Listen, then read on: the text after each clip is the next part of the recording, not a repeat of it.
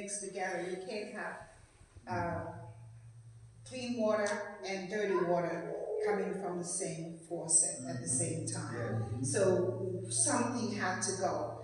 So with Paul, they rebuked her, got the evil spirit out of her, and her masters were upset. So then it says, in verse 22, it says, "Then the multitude rose up together against them," Paul and Silas, "and the magistrate tore off their clothes and commanded them to be beaten with rods.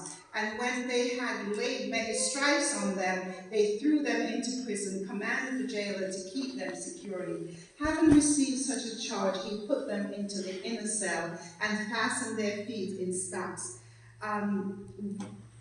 I was going a little fast there, but the inner cell, do you know what the inner cell is?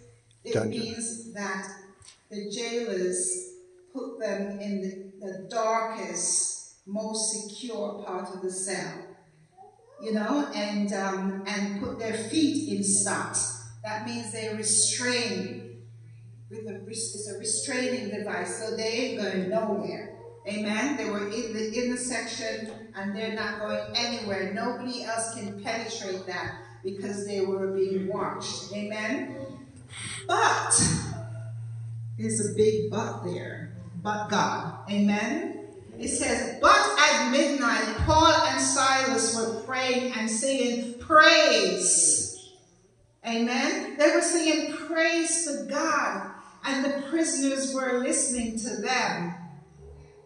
I have a little subtitle. This is Praise in the Midnight Hour. Amen? Amen? And it says, suddenly there was a great earthquake, so that the foundations of the prison were shaken, and immediately all the doors were open and everyone's chains were loosed.